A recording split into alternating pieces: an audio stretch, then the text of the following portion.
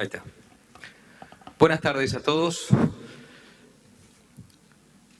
Evidentemente el ministro se robó toda la audiencia, nos han quedado algunas sillas vacías, pero bueno, algún aplaudidor pago tendré yo para sobrellevar este momento. Señor. Vamos a hacer lo posible para que la siesta de Mendoza no sea tan siesta. Primero quiero agradecer la invitación, la deferencia que yo pueda participar y entregar en representación del sector empresario de transporte de Mendoza una mirada a lo que se ha venido tratando en estos 2 días, que para mí han sido de alguna manera sorprendentes. Nos ha gustado mucho el enfoque del Instituto Argentino de Transporte y pretendemos hacer un aporte a partir de nuestra vivencia local, de lo que a nosotros nos pasa aquí en esta jurisdicción, porque lo que está pasando con el transporte automotor es que tenemos competencias provinciales o municipales en las distintas jurisdicciones, pero a nivel económico y financiero estamos confundiendo el medio de financiamiento, si recibimos financiamiento nacional, financiamiento provincial y finalmente lo que paga la gente. Entonces, parte de eso provoca que estas competencias de alguna manera se confundan y quedemos a expensas de lo que sucede en 2 jurisdicciones en lugar de una. Así que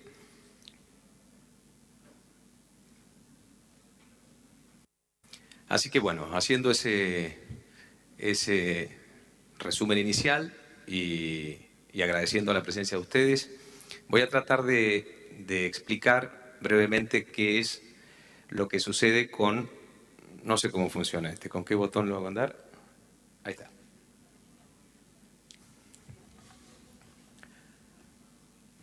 La problemática del transporte en la ciudad de Mendoza es similar a las ciudades que ya alcanzan el 1.000.000 de habitantes. Comenzamos a tener serios problemas de congestión y lo más preocupante como representante de una cámara empresaria que agrupa tanto la corta, la media y la larga distancia en la provincia, es que la discusión termina enfocándose siempre en el servicio urbano, como si el transporte de cercanías y el transporte de media distancia, como le llamamos acá, no tuviese la misma importancia que el radio urbano en general. Y no es que no la tenga, sino que siempre el sistema urbano es el que más eco tiene a nivel social. Pero la necesidad de subsidios, a nuestro entender, sería más necesario en los sectores alejados de los centros urbanos que en el radio urbano concretamente. Sin embargo, hasta el momento el sistema solo prevé subsidiar o compensar los esfuerzos económicos de la gente en los radios en los altamente urbanos. Ahora con la incorporación del SUBE, que Mendoza está en la agenda para hacerlo en los próximos meses, y la incorporación de la media distancia, quizás podamos tener algún cambio de política en ese sentido. El crecimiento de las ciudades aumenta la congestión, la contaminación, la accidentología.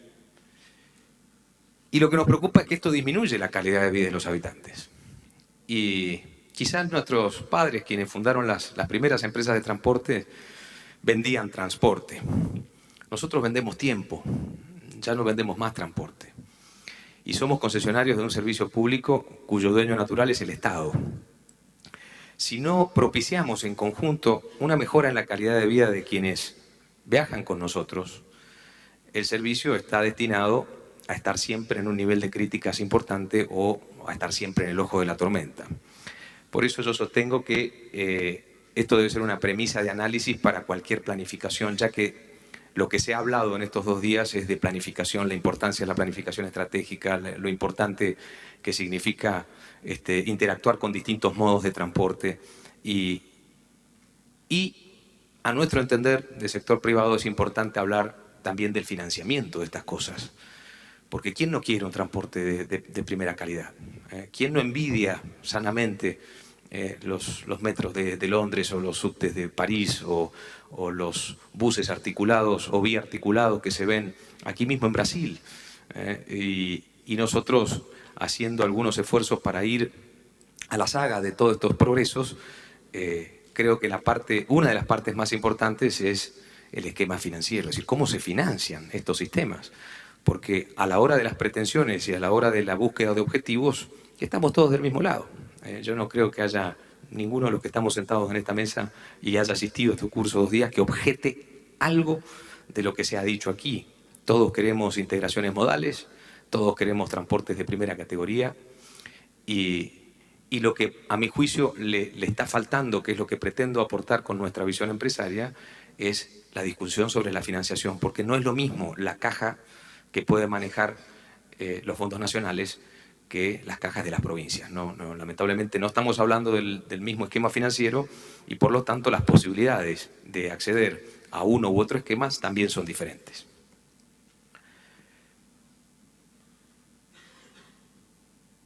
Para el otro lado.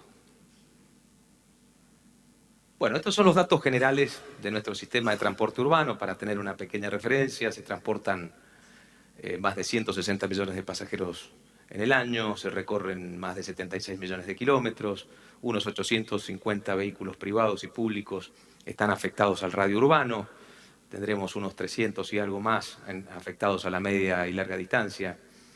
En el sistema urbano tenemos un sistema prepago a cargo de la provincia, que lo ha contratado, es decir, lo administra a través de un tercero, y una reciente convenio para subirse al SUBE en el muy corto plazo. Creo que en junio tenemos que estar ya funcionando con SUBE. En las empresas urbanas existe el método de retribución por kilómetro recorrido y este juego de determinación de tarifas más compensaciones provinciales y nacionales permite subestimar, de alguna manera, permitirle a la gente que pague menos del valor técnico y está requiriendo en este momento bastante más que 600 millones de pesos al año a nivel provincial para sostener el sistema de buses y trolebuses, incluyendo la empresa pública de transporte de Mendoza, con la reciente incorporación del metro tranvía, que sería la primera experiencia ferro-tranviaria en Mendoza desde hace ya un par de años. Nuestra tarifa plana es de 4 pesos por viaje, con todos los descuentos y las gratuidades. La tarifa promedio pasa a ser de 2.7.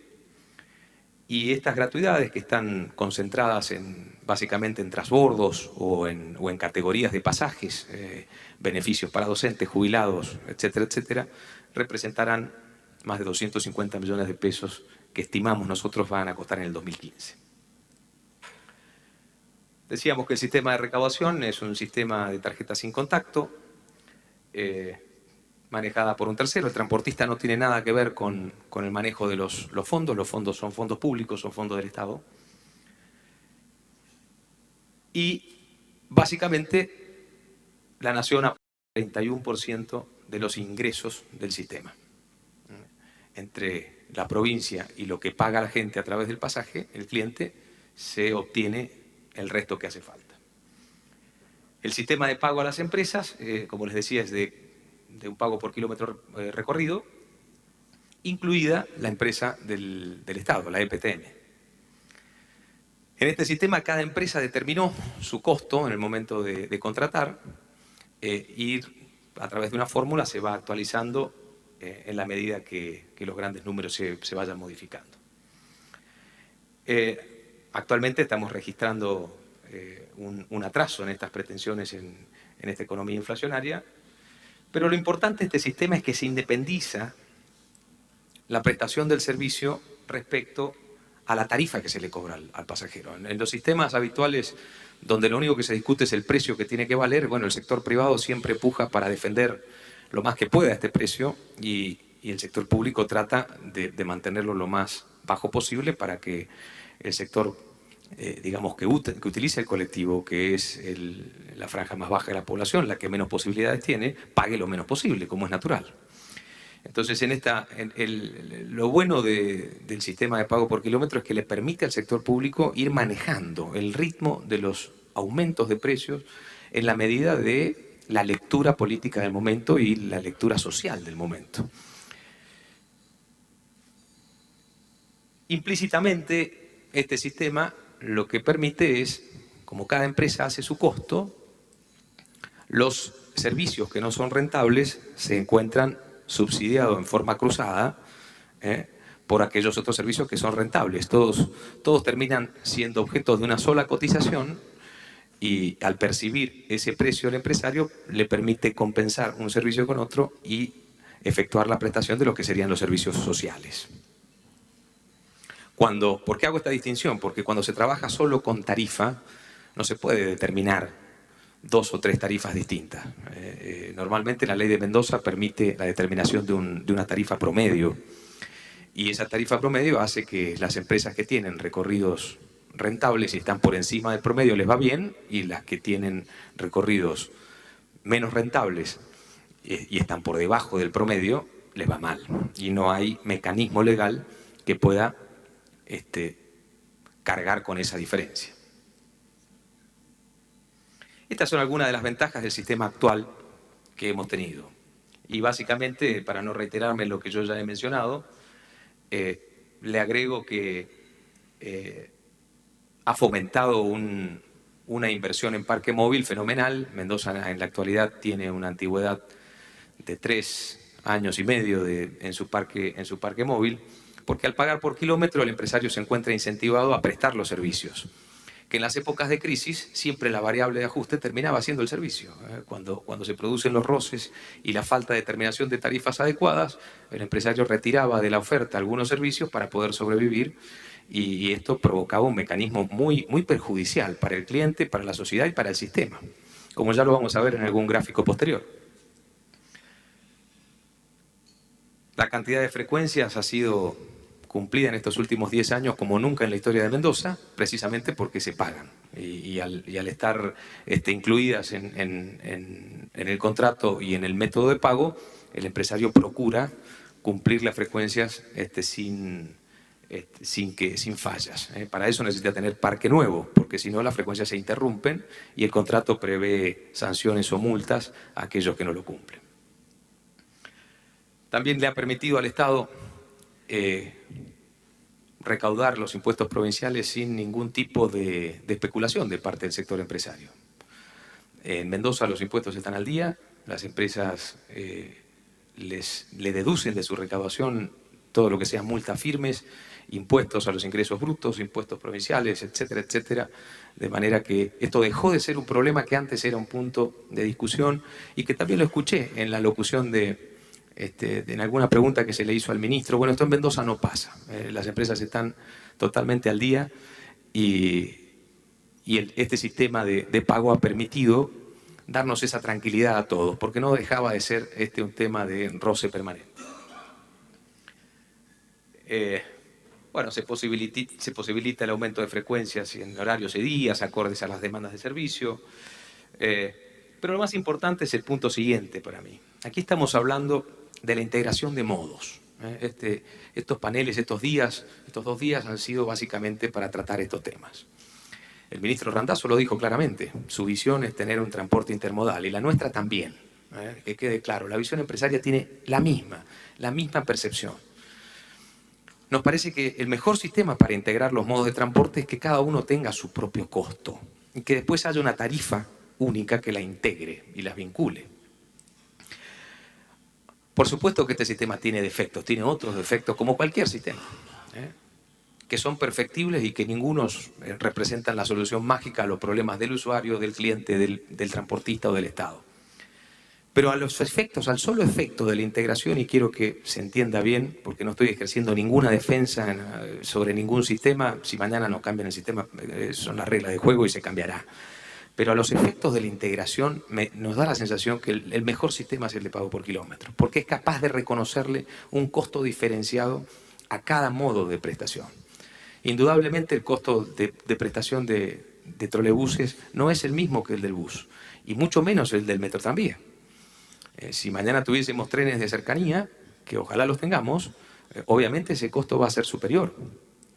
En la medida en que en que no sea transparente y que no se explicite a la sociedad cuáles son los costos necesarios para tener determinada calidad en los servicios de transporte, siempre la tendencia es la de creer que la masa de subsidios es estrictamente para el sector privado, y esto no es así. Todos los modos de transporte participan de la asistencia, tanto de la nación como provincial.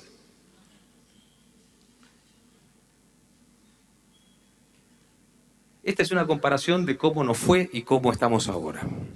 Hace 10 años atrás teníamos 522 vehículos en circulación, precisamente porque la herramienta financiera del empresario privado para sobrevivir a las crisis económicas argentinas era la disminución de la oferta del servicio. Actualmente tenemos 850. Licitamos en el 2005 con 13 años de antigüedad de la flota. Esa era nuestra real situación. 13 años de antigüedad. Hubo que sacar una ley especial para que pudiéramos estar en carrera, si no, no podíamos contratar. ¿Por qué hago estas referencias? Porque en la vida hay que tener memoria, hay que saber de dónde venimos para poder disfrutar de dónde estamos.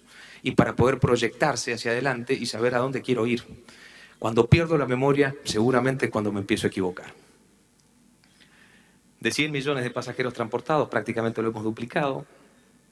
Y este dato es muy importante en términos económicos. Cada unidad era capaz de recorrer 6.000 kilómetros en un mes. Hoy cada vehículo recorre 7.100. Esto es productividad pura. Esto es disminución de costos. Y el cumplimiento de las frecuencias, obviamente, al tener un pago de sistema por kilómetro, es el dato que no falla. Aquí tenemos la composición de lo que sería la tarifa técnica con valores estimados y cómo se está comportando, cómo se financia el sistema. En cualquier provincia argentina, pero bueno, básicamente en Mendoza se financia así. Si hoy un pasaje cuesta 10 pesos con 50, el 42% es asistencia provincial. Y esto es un efecto que hay que tomar conciencia. ¿Por qué hay que tomar conciencia de esto? Porque en la medida que las gratuidades del sistema, que son fundamentales a los efectos de la inclusión, porque obviamente estamos en una política de inclusión, en la medida que las gratuidades avancen, hay que tener en cuenta cómo financio la diferencia. Porque con una tarifa de 4 pesos, como la de Mendoza, y una tarifa promedio de 2 pesos con 70, obviamente la asistencia provincial tiende a ser cada vez más alta.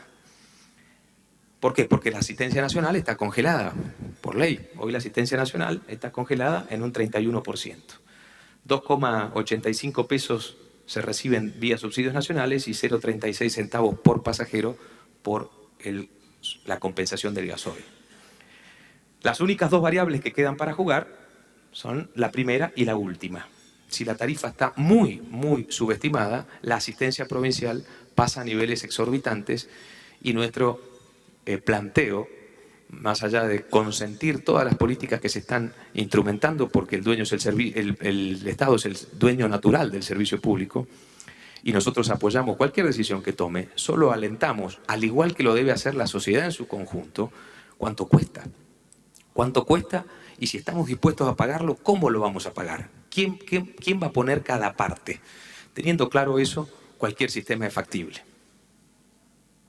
Fíjense la proporción. Arrancamos antes en 60 y 40, hoy el 42% es aporte provincial. Nuestro estado de situación es un estado bastante crítico, porque la provincia se encuentra en estado crítico, sobre todo en la parte financiera. Entonces, en la medida que nosotros arrastremos nuestros retrasos conjuntamente con la provincia y tengamos tendencia, como vemos allí, en dónde poner la mirada, ¿no es cierto? Mendoza se encamina a conformar una red de transporte urbana intermodal, conformada por buses, trolebuses y trenes de cercanía. El sector empresario está a favor de esa decisión, no se opone. Entendemos que el sistema de pago por kilómetro es quien mejor vincula esta interconexión de medios, y lo único que nos preocupa es la conformación de los métodos de financiamiento, que les reitero, para nosotros son indistintos. Si el Estado tiene los fondos para que todo el mundo viaje gratis, nosotros no tenemos ni podemos oponernos a esa decisión. El tema es cuando los fondos no están. Alguien tiene que advertir que existe una gradualidad en los cambios que tenemos que ser conscientes y no plantearnos en situaciones demasiado ideales que después no se pueden concretar porque no están los recursos para hacerlo. Y si no, tenemos que decirle a la gente que tiene que pagar el doble de lo que está pagando y hacernos cargo de ese costo social verdaderamente importante. Uno de los temas que nosotros, y con esto concluyo porque sé que se me agotó el tiempo, es que hay costos que no podemos controlar. Y nuestra obligación es bajar costos. La era actual es bajar costos. Tenemos que bajar los costos de operación, tenemos que bajar los costos de estructura. Y el Estado tiene una herramienta para ayudarnos a hacer eso. El resto de las herramientas son nuestras, forman parte de nuestra obligación empresaria. Pero una de ellas es la velocidad comercial. Si nuestra velocidad comercial sigue descendiendo a los niveles que viene descendiendo, producto de la congestión, producto del tránsito, producto del crecimiento de la ciudad que vive, los costos explotan por las nubes y no hay forma de contenerlos porque cada vez necesitamos más estructuras para dar la misma oferta de servicio. En ese contexto, y dado el plan nacional y provincial de llevar al transporte, de recuperar el ferrocarril, que es bienvenido, de establecer trenes de cercanía, que es bienvenido, es decir, necesitamos abaratar la matriz de costos porque son modos operacionales más caros que el bus. Son modos operacionales más caros que el bus. Por lo menos tendríamos que tratar que la base de la pirámide, que en este momento es la red de buses, tenga algún privilegio, por decirlo de alguna manera, en la circulación de las calles, carriles exclusivos, cosas que nos permitan recuperar el tiempo, redes semafóricas. Hay un modelo español muy interesante que estuvimos visitando. Como en España tienen competencias municipales, como suele suceder en Argentina, organizaron consorcios. Los consorcios son organismos supramunicipales. Entonces, perdonen la expresión, pero le juntan la cabeza a todos los municipios y allí se habla de tránsito y de transporte, entonces no aparece un semáforo descolgado que me atrasa la velocidad comercial. Se planifica. Y aquí hemos hablado de planificación. La planificación no solamente es algo técnico, también es algo político. Y necesitamos cambiar legislaciones, establecer nuevos entes de discusión. Nuestra humilde propuesta es esta. Llamémosle como queramos, pero un consorcio supramunicipal, alguien que piense en el transporte y que le diga los semáforos se ponen de esta manera, con esta tecnología, los estacionamientos valen tanto, vamos a privilegiar la velocidad comercial de la red de buses, porque esto es cuidar el bolsillo de la gente.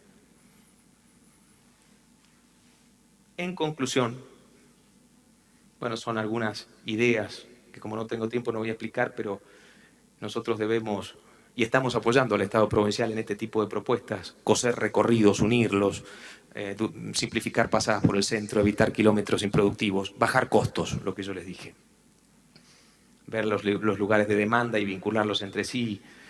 Necesitamos trabajar sobre estas cosas, ver cómo los peatones cruzan avenidas y evitamos accidentes de tránsito. Necesitamos más marketing, necesitamos más infraestructura, necesitamos muchas cosas, pero bueno, no hay más tiempo para decirlo. En definitiva, compartimos los objetivos de mejora que se han expresado en este evento. Lo que pretendemos es compatibilizar nuestra mirada empresaria con la del Estado a través de la evaluación económica de los proyectos que se presentan y tener certeza de su financiamiento. Muchas gracias por la atención.